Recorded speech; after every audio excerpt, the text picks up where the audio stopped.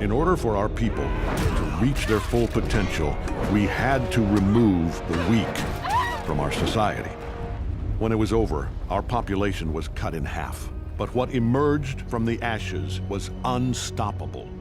Stellaris Developer Diary 378 is just released, and today the developers are showing us a deeper dive into the brand new Biological Ascension that will have not one, not two, not even three paths. In fact, there are a multitude of different unique traditions we can end up with if we dive down into Biomorphosis. We're also going to look at what impact this new Biological Ascension will have on the clone army origin as well. So without any further ado, let's dive in. Step 1 in completing the new Biological Ascension path is to take the Biomorphosis Ascension perk. In Biogenesis, the developers have reimagined the genetic ascension path into something more dynamic and thematic, and dare they say it, organic. Welcome to Biomorphosis.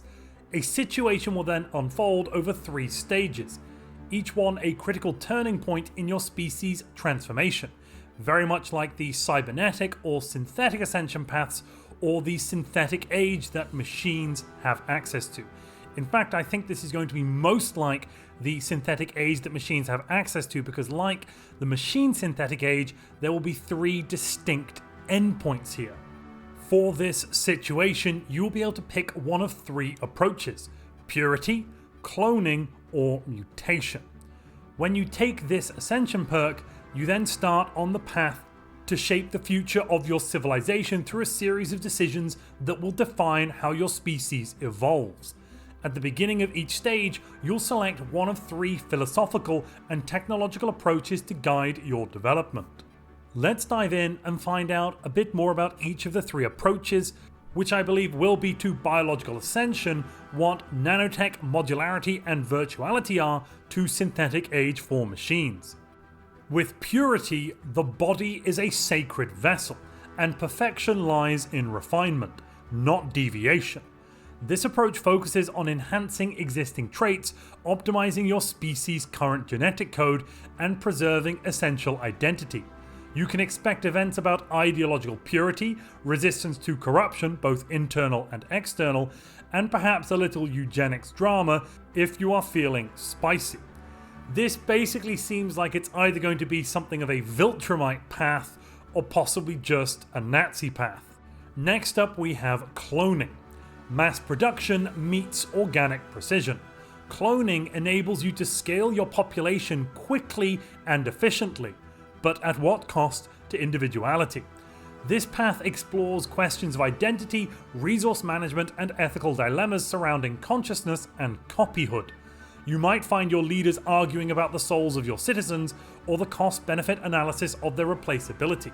I really hope with this cloning path we're going to be able to do something with leaders so that I can play as the Cleonic dynasty, the genetic dynasty from the Foundation TV show.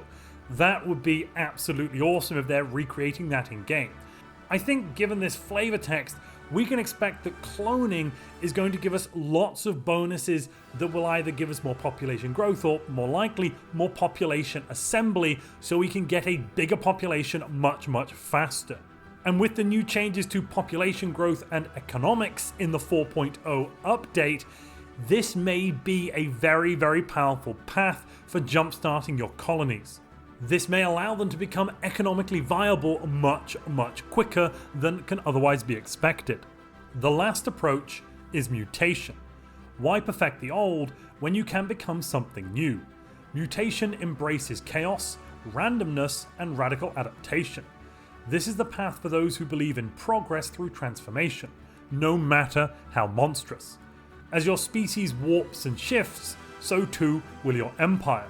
Expect powerful new traits, disturbing events, and maybe even a few limbs where there weren't any before. I think this is going to be the body horror of the Biological Ascension paths. I don't think I'm going to like this on a personal level, but let's see what the bonuses and abilities we get from mutation are when it finally releases. Because so far in this dev diary, we actually have very little of facts or screenshots or numbers from what is coming with the biological ascension. Just flavor. You won't be able to facilitate any genome research without a genomic research facility, so you'll apparently need to build one of these. Each stage of biomorphosis brings with it new narrative events and mechanical consequences, all tailored to your chosen approach. You can double down on a single path or mix and match to create something truly unique, a mosaic of flesh, thought, and purpose. But you must not forget to build a genomic research facility on one of your planets, otherwise you won't have the facilities to engage in genomic research. So whether you're breeding perfect paragons, churning out clone armies, or embracing the squelching beauty of the unknowable genome, Biomorphosis offers you a chance to live your best post-Darwinian fantasy. So this text actually implies that the very first approach, Purity, is going to very heavily focus on your leaders and improving those. The second approach, Cloning, is not just going to be about population growth but also soldiering. And the third approach is just going to be weird. And if you're enjoying this video, please Cronenberg that like button. Biogenesis won't just reshape your species, it reshapes how your empire thinks, acts, and dreams. And the devs are introducing a new concept with this Ascension path now, a modular tradition tree. A dynamic, partially customizable tradition system that will be tailored to your biomorphosis journey. So depending on the exact actions you take as you undergo biological ascension, that will have an impact on how your empire has bonuses and or behaves in the future. As your empire progresses through the biomorphosis situation, the approach choices you make, be they purity, cloning, or mutation, won't just influence events, they determine which traditions exactly, which tradition bits you gain access to in your new unique genetic ascension tree. Each playthrough could feel different because each tradition tree is built around a foundational path, either purity, cloning, or mutation, and then augmented by selected traditions from the other two, depending on your hybridization of choices across the 3 biomorphosis stages. I'm a little upset that you can start on purity and then dive down into mutation. That seems kind of anathema, but I do like that you can jump between mutation and cloning whilst also splashing in a little dicey bit of purity if you feel like it. That could be very, very interesting. At the end of the biomorphosis situation, your empire will unlock a special ascension tradition tree. This tree is centered around your dominant approach, whichever of the 3 you selected the most during the situation, and additional picks in the tree will be drawn from the other approaches that you dipped into, creating a hybrid tradition. So if you pick mutation twice and cloning once, you'll get a mutation-based tree with some synthetic reproductive flavor. Or, for example, if you go all in on purity, you can expect a tradition tree as tight and controlled as your gene pool. This sounds like quite an interesting system. I like it, as I said before, conceptually. I'm not honestly sure how well it's going to work here, as the 3 approaches do seem like they should be quite different. I mean, purity diving into mutation doesn't make much sense. It does make some sense if you're diving into cloning, arguably, but not really mutation. And again, mutation grabbing some bits of purity. Though what I'm really interested in here is what this system could mean going forwards for future traditions that get added to the game, or possibly changing past traditions that have already been added. Thank you very much, Custodian team. Each tradition within the tree reinforces the strengths and philosophies of its source. Purity traditions enhance species cohesion, trait optimization, and biological defense mechanisms. Cloning traditions focus on growth efficiency, leader replacement, and societal adaptation to mass production living.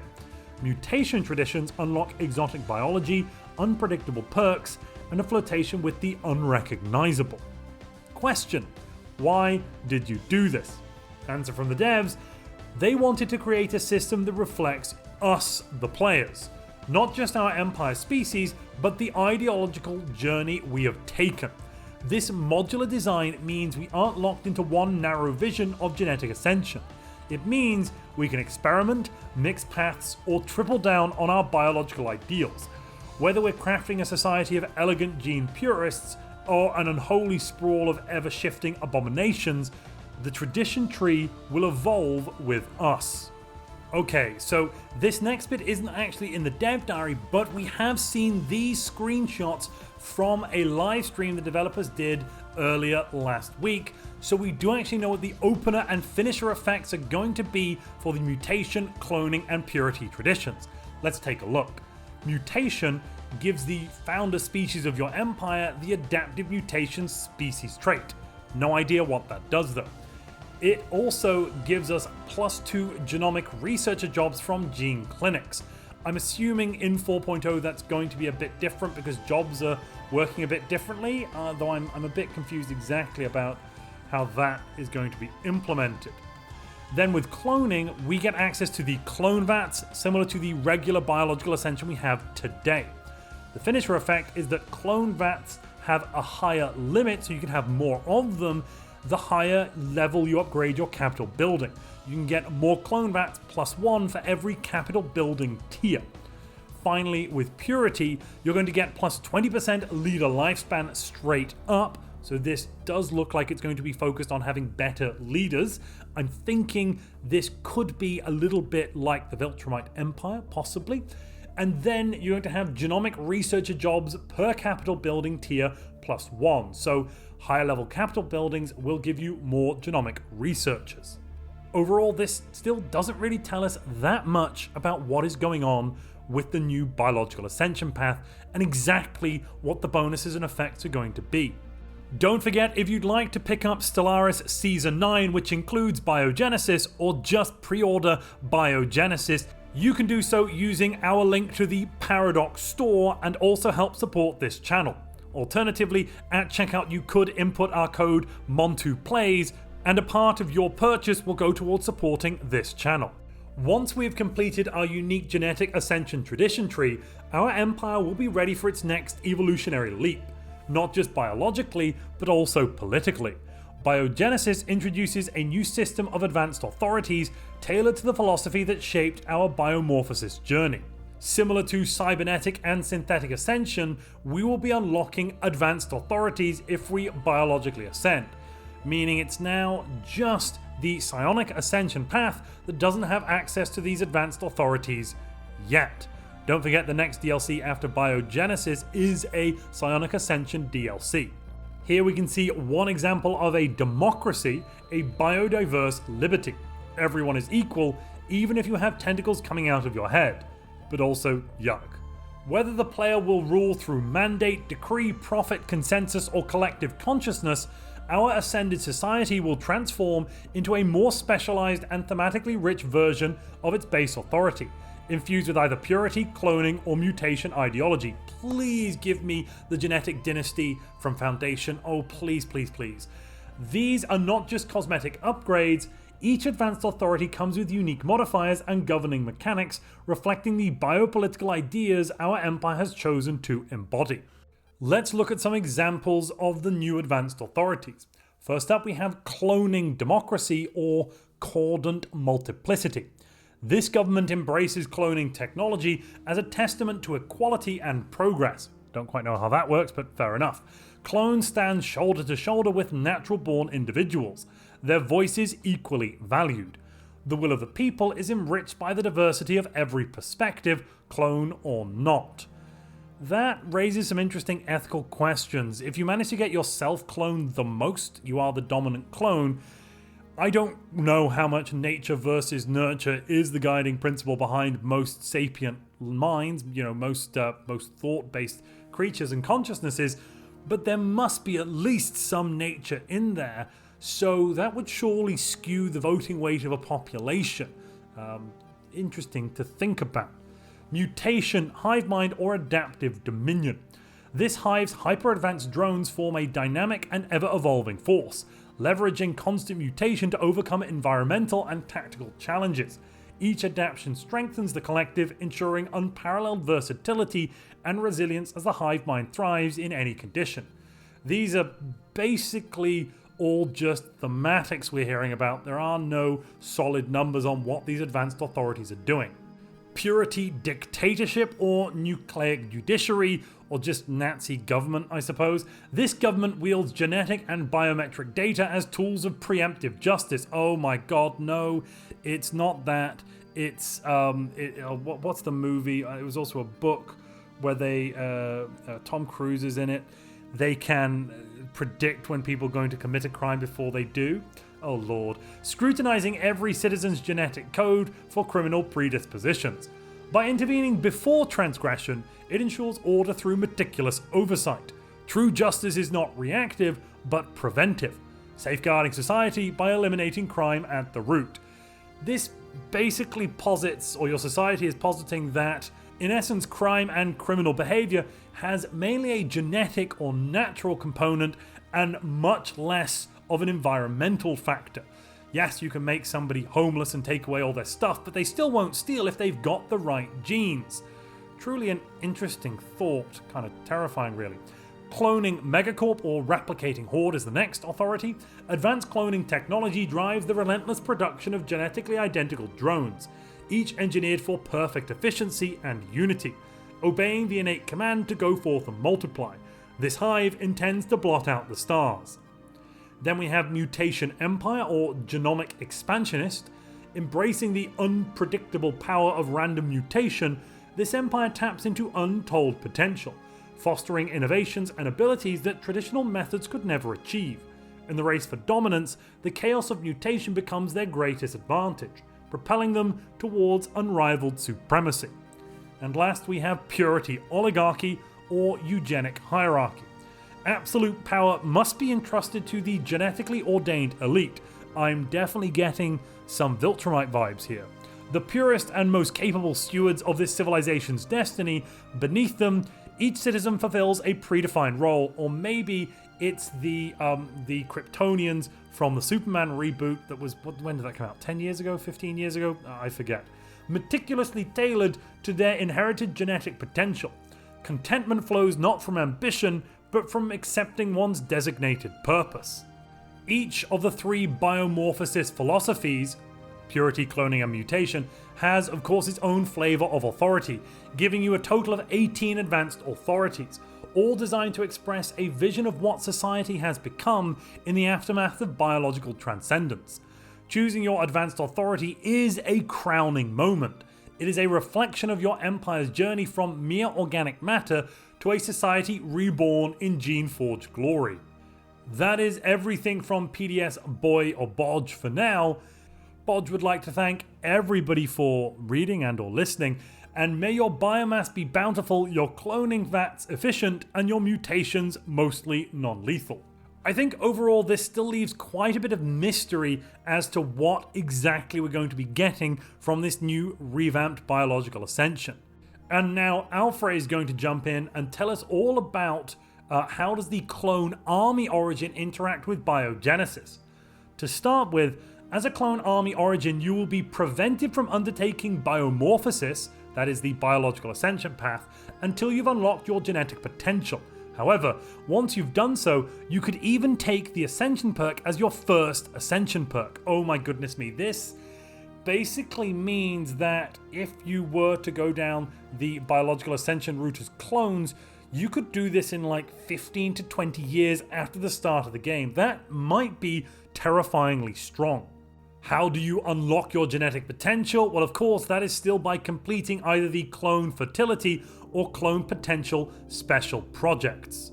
If you go with clone fertility, any of the biomorphosis ascension paths can be taken, that is purity, cloning, or mutation. However, if you go down clone potential instead, the one that locks you as an infertile clone race, you will only be able to take the cloning ascension path, not the purity or mutation ascension paths, which I think is kind of sad. I would have liked to have taken pure infertile ascendant clone soldiers. That would have been pretty cool.